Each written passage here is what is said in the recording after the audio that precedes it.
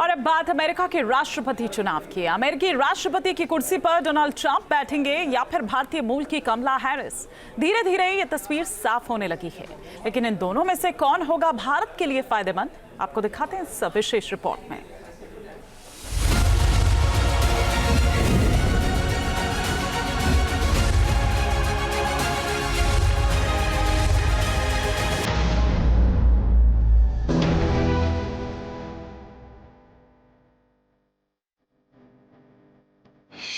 America में कमला Harris या फिर से डोनाल्ड ट्रंप। मतदान में चंद घंटे बाकी, रिपब्लिकन और डेमोक्रेट्स, कौन मारेगा बाजी?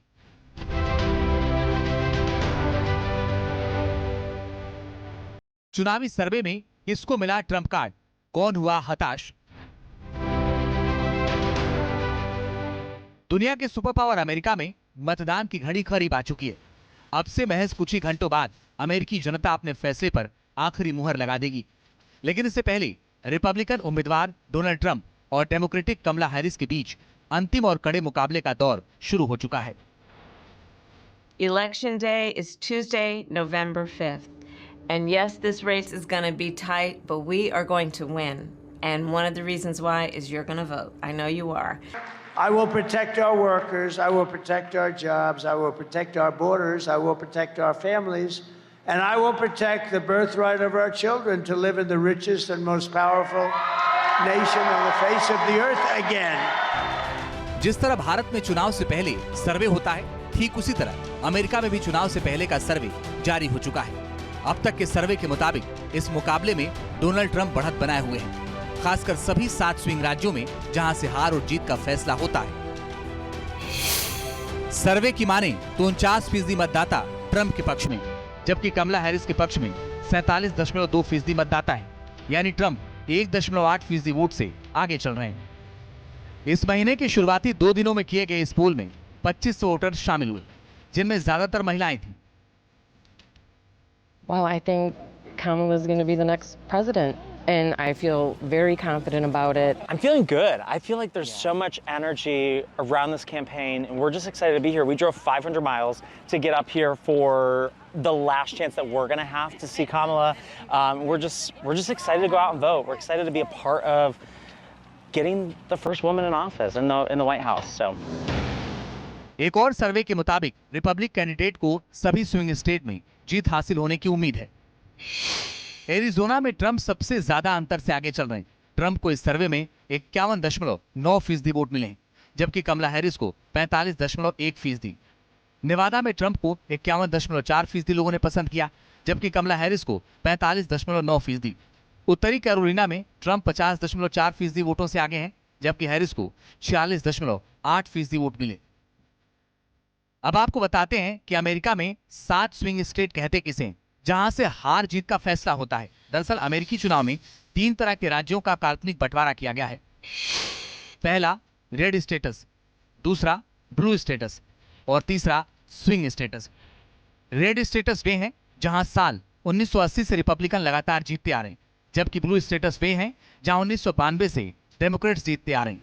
इससे माना जाता है कि इन राज्यों के नतीजों में कोई खास बदलाव नहीं होगा, लेकिन जहां के नतीजे चुनाव की तस्वीर बदल देते हैं, उन्हीं को कहा जाता है स्विंग स्टेट्स। इन 7 राज्यों में 93 सीटें हैं। जॉर्जिया की 16 सीट, मिशिगन की 15 सीट, नेवादा की 6 सीट, उत्तरी कैरोलिना की 16 सीट, पेंसिल्वेनिया की 19 सीट और विस्कॉन्सिन की 10 सीट शामिल हैं। हालांकि स्विंग स्टेट के सर्वे के मुताबिक दोनों के बीच कोई बड़ा मार्जिन नहीं है।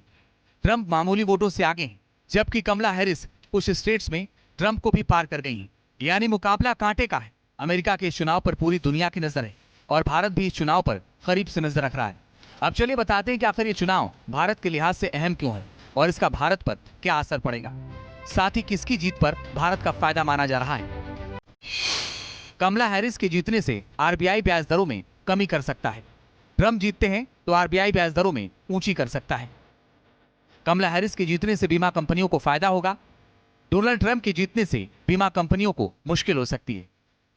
कमला हैरिस की जीत से आईटी सेक्टर को कोई खास फायदा नहीं, ट्रंप के जीतने से आईटी सेक्टर को फायदा होगा। कमला हैरिस की जीतने से फार्मास्यूटिकल सेक्टर पर असर नहीं होगा। ट्रंप की जीत से मेडिकल डील्स कम हो सकती हैं। कमला हैरिस की जीत से ऑटोमोबाइल इंडस्ट्रीज में कोई असर नहीं।